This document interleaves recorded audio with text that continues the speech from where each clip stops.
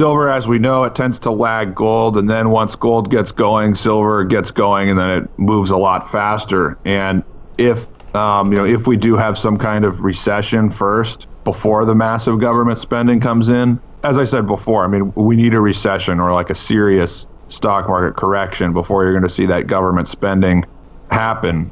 Hello, everyone, and welcome into CrushTheStreet.com. I'm Kenneth Amaduri, and I want to get a precious metals update. I really feel like this is a critical time.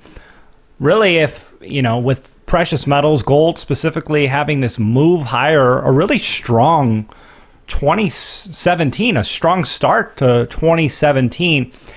And I want to get some analysis here. And I brought on the line Jordan Roy-Byrne of thedailygold.com.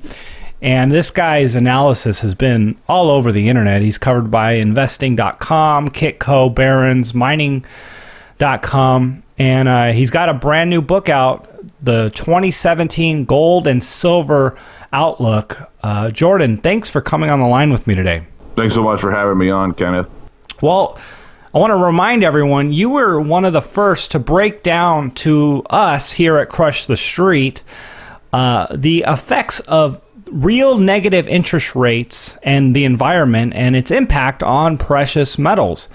And even with interest rates rising, we are seeing precious metals go higher, especially when we look rate hike to rate hike.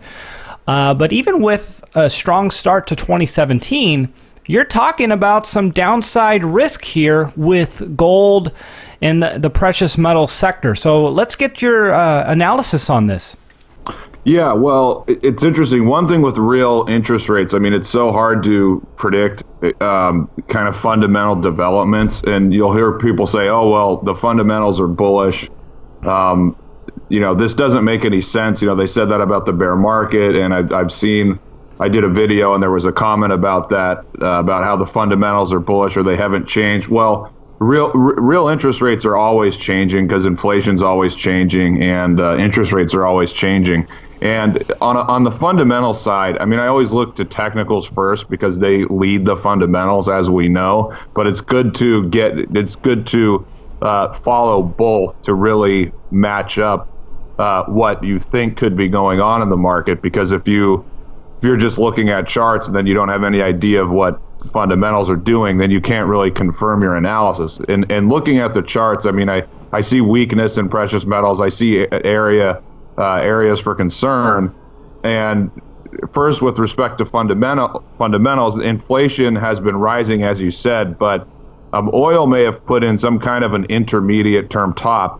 And so a lot of smart market observers, they're saying that inflation might go down because of that. Now, inflation has been going up even if you take oil out, so it hasn't really been oil driven. But energy is a big part of inflation, and even if energy prices have peaked for the time being and they start to go down a little bit more, that will probably be negative for inflation, which means maybe inflation for the time being will stop rising. And at the same time, interest rates, I believe eventually they're going to go lower before they go a lot higher. But as far as where we are right now, the market still thinks that the Fed is going to hike a couple more times this year. And where we are right now, like looking at the 10-year yield, for example, I haven't checked it today, but it's been trading in this range from 2.3 to 2.6. And yesterday it got kind of close to 2.3%. It was at 2.35%. And if that were to break below 2.3, that would be really bullish for precious metals. And we know the stock market's correcting here, but looking at the internals of the stock market, breadth indicators like the advanced decline line, the percentage of stocks trading above the 50-day and 200-day moving average. All these indicators right now are showing a positive divergence during this little stock market correction. So with respect to gold, I'm worried that we could see the stock market shake off this correction, rise or be stable in the months ahead, and that would potentially reinforce the market's belief that the Fed is going to hike, and then we might see yields go up a little bit more. And then you contrast that with maybe the market thinking that inflation's peaked because of oil. So this is just over the next like 3 or 4 months or so. I'm not talking about the next 1 to 2 years. I'm just talking about the next quarter, maybe a little bit more than that. I'm a little concerned that we could see real interest rates go down. And looking at the charts as far as precious metals, we know that the miners lead the metals, and the miners, I mean, it was really the end of January or perhaps the first day of February when they hit the 200-day moving averages during this recovery. And I mean, they peaked in early to mid-February, and they haven't even come close to those peaks or the 200-day moving averages since then. And while that was happening, the metals were rising and they were getting up to the 200-day moving averages and making that first high in February. And of course, the metals, you look at gold. Gold has come very close to retesting its February high. Silver, although silver is trading above the 200-day moving average, it's kind of a misleading fact because silver is actually below its February high. Gold is much closer to its February high than silver. Then, of course, if you look at the miners, they're not even close to their February high. So that type of action is really negative in my view,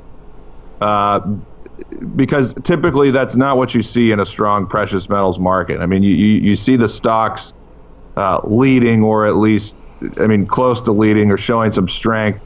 And the same could be said with looking at silver against gold. And as I said, you know, although if you look at the silver gold ratio, it's been rising, but if you just look at the charts, you can see that gold has basically, I mean, it's come within $1 or $2 of retesting its February high, whereas silver has not. I mean, silver might do it in the next couple days, but all of this action, and then just factor in, you have gold and the gold stocks, they're trading below the 200-day moving averages.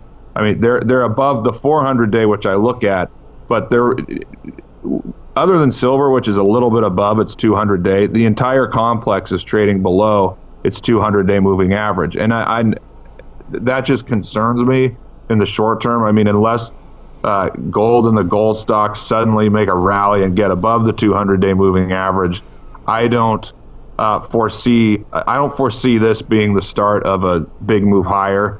I think that'll happen later in the year, maybe at the end of the year.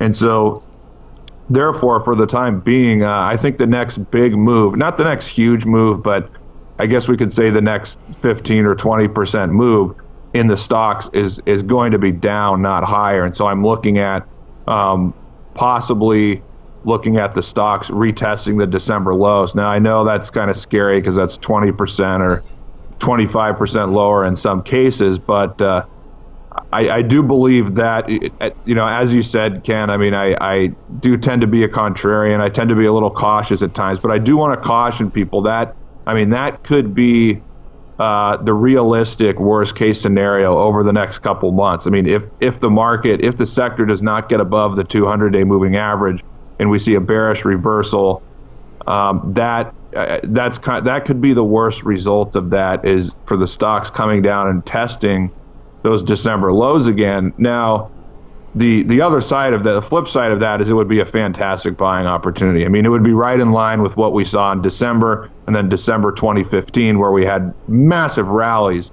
off those two lows. So the short-term negative would be, you know, we have to be careful here because we could see a bearish reversal in the complex.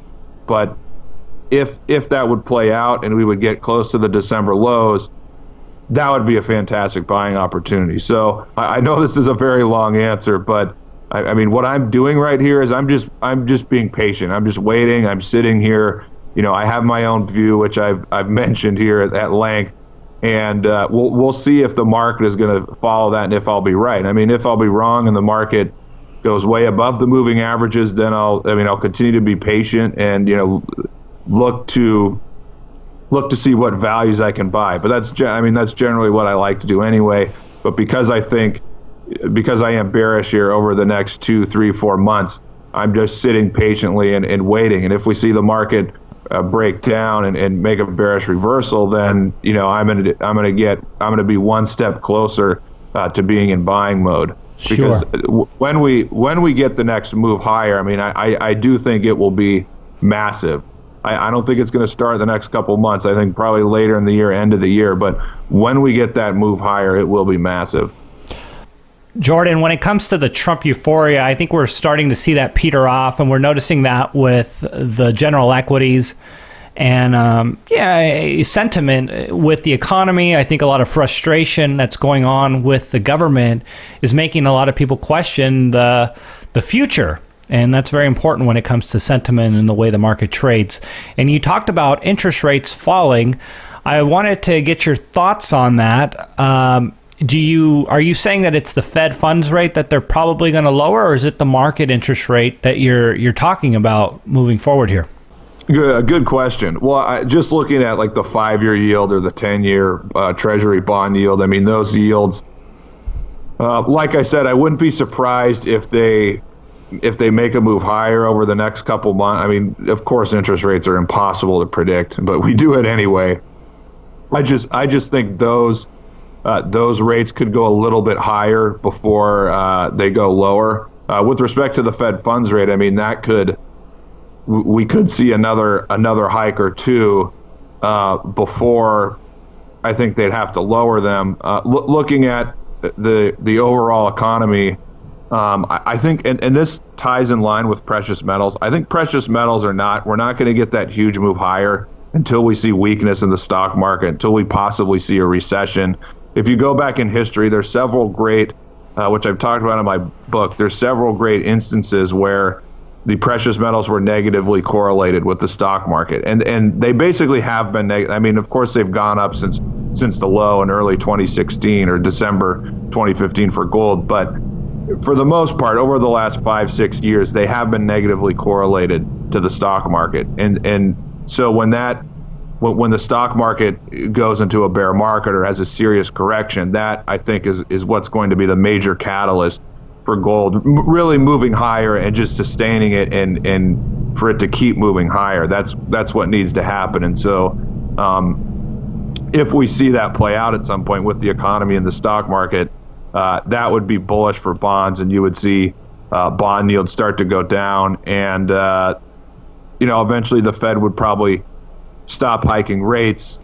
And but if you look at, which I'm sure you follow, if you look at, I mean, the long-term interest rates, like the 10-year and the 30-year bond, they have not been going up as fast as the Fed funds rate. And so we're kind of getting to that inverted yield curve. And so that's always a major caution sign in the market. And if we get something like this playing out where, maybe the Fed hikes in June, maybe that could be their last hike, because maybe the economic data starts to worsen a little bit.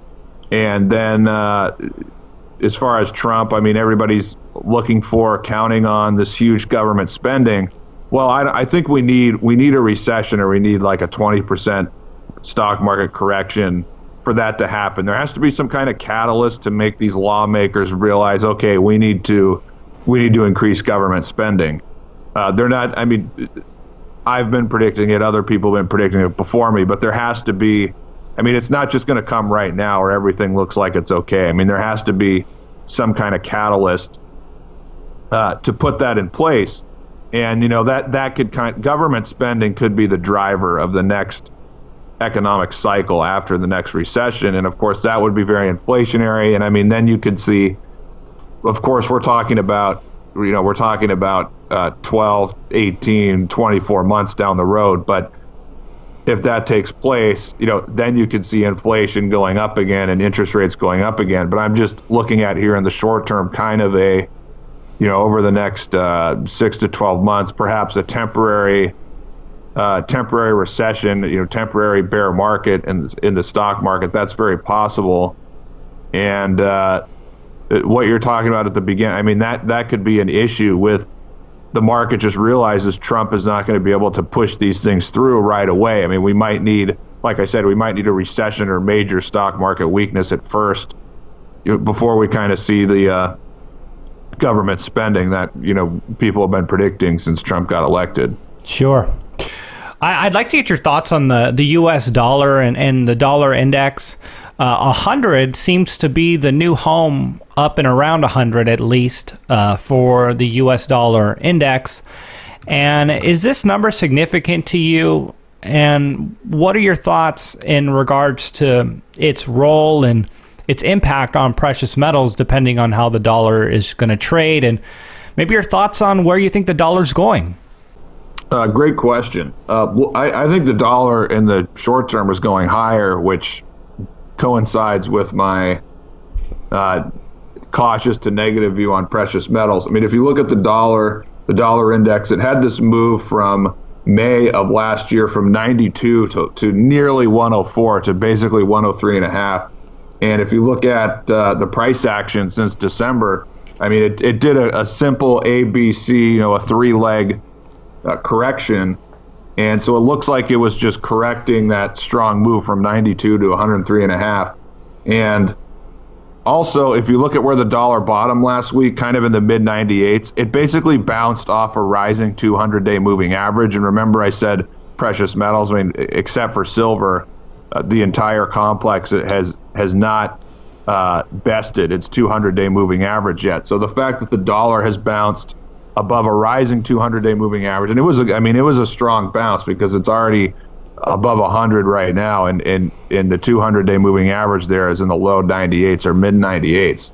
So, but on the other hand, I think precious metals right now are less correlated with the dollar than they have been. If you look at the big picture view of gold priced in foreign currencies, it's been very, very strong all around. So comparably speaking, gold has not, I mean, the highest it's gotten recently has been, I think, 1370, 1375. If you would plot gold against various foreign currencies on the same scale, it would have reached 1550, 1600, I mean, 1700, 1650. That's basically how far it's gone when you plot it against foreign currencies. So, I mean, because of that, gold has not been as correlated to the dollar, as we've expected, or at least as correlated as it has been in the past. Now, moving forward, even with that said, if the dollar rises, if the dollar rises, that's going to be negative for precious metals in some way. I'm not saying they're going to tank, but you're not going to see precious metals move higher if the dollar is moving higher here and now. But ultimately, the dollar moving too high, if it does, that would be actually a positive catalyst for precious metals. At some point, if the dollar, like let's say, I don't know if it's going to happen, but let's say the dollar gets to 110 in the next 3 or 4 months. I mean, if it makes a really strong rise, that in itself acts as tightening, and so that would force the Fed to stop tightening, which and then you would have interest rates which would start falling. So it's kind of counterintuitive, but so I think at some point a rising dollar, if it rises too fast or too much, it would actually be bullish for precious metals. So, however, where we are right now, if the next couple points, 3, 4, 5 points that the dollar rises, that would obviously be negative for precious metals. So that's my view of the dollar. I mean, gold has been more correlated to interest rates recently, and I think that's probably going to continue. But at the same time, there is a negative correlation with the dollar. It's just not as strong as it was in the past. But the fact that the dollar has bounced off the 200-day moving average in a fairly strong way in the last 5 trading days, that's another concern for me with respect to precious metals. Jordan, I want to get back to the infrastructure spending plan. I know you alluded to it, and specifically with silver. Now, we've seen the implications of the China boom and what that's had on industrial metals, copper, zinc. And I'm wondering if you think that, not necessarily from a monetary perspective, but from an industrial component, could this have an impact that could put silver into an ongoing bull market if they do happen to pass a big spending bill here in the U.S.? Yes. I mean, I think it's very possible. I mean, I think silver, as we know, it tends to lag gold, and then once gold gets going, silver gets going, and then it moves a lot faster. And if we do have some kind of recession first, before the massive government spending comes in, as I said before, I mean, we need a recession or like a serious stock market correction before you're going to see that government spending happen. And if it does happen, it would definitely be inflationary, because think about it. I mean, if they're going to do $1 trillion over even just 3 or 4 years, I mean, that's 300 billion, 250 billion. I mean, that's adding, I think my math could be wrong, but I think 300 billion if we have a 15 trillion GDP. I mean, that can just add 2 percentage points to GDP. And like, if you go, after a recession, the economy is always going to get some kind of a bounce. So if we go through a recession, naturally the economy, even though we're growing much more slowly than we did in the past, if the economy would grow 2 or 3% coming out of that recession, but you add on another 2% of government spending, then it could grow possibly 4 or 5%. So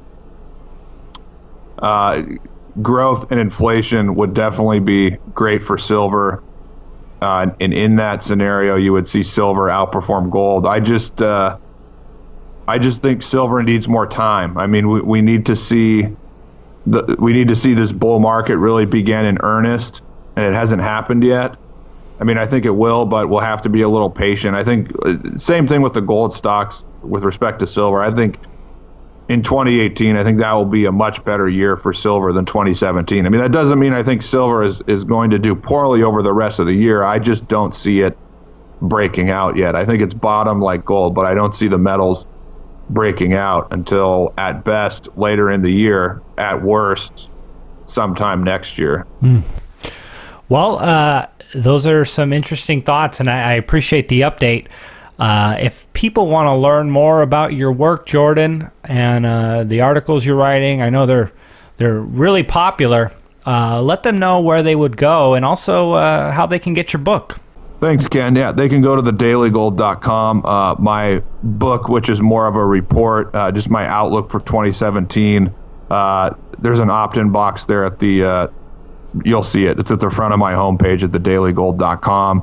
And that will put you on my weekly free newsletter, which comes out every Sunday.